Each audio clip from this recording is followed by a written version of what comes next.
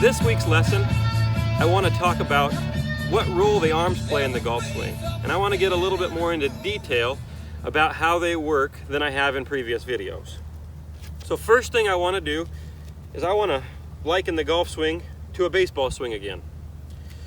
Now, if I'm a hitter in baseball and the pitch is coming, once my foot lands, what starts my arms? Do my arms start of their own power, or are they started by something else?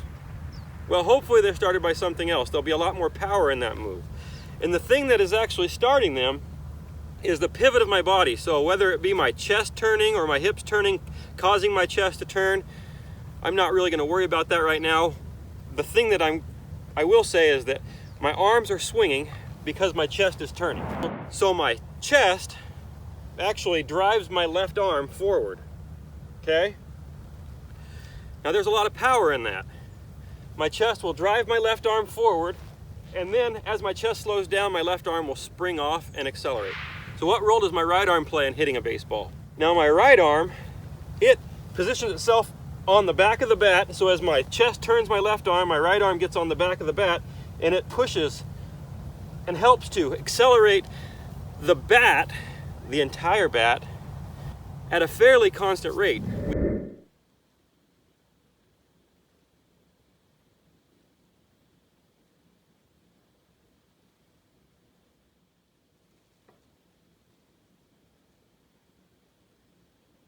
We don't want the bat handle slowing down too much and the head flipping over.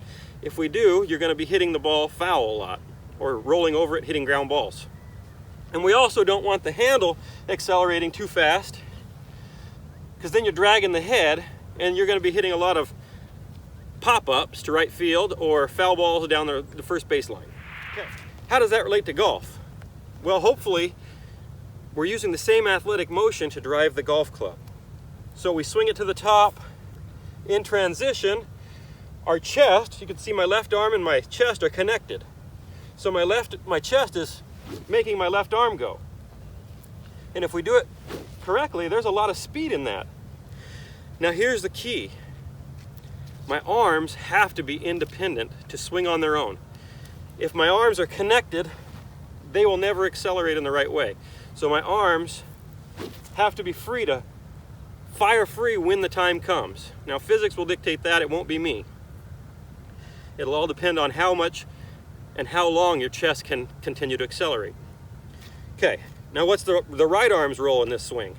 Well, the right arm as well gets on the back of the shaft and continues the acceleration of the entire unit of the club through the hitting area.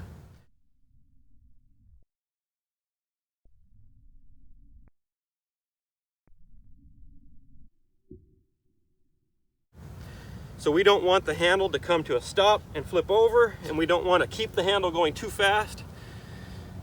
So the right arm is doing a throwing motion, and until you run out of right arm, your hand is accelerating in this manner. Once your arm runs out, that club just goes flipping by. So we better not run out of right arm prior to hitting the golf ball. Now how do we make sure that that happens?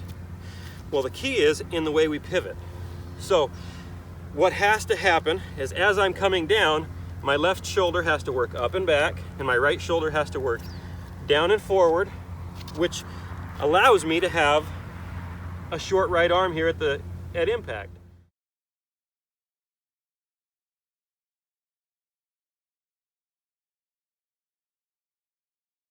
If my right shoulder works too high, I've got to extend my arms. Or if my shoulders don't turn, I have to extend my arms. If my shoulders are not turning, my arms are going to be extending. So it's a marriage between good rotation, low tension levels in our hands and arms that's creating the good impact conditions at the bottom.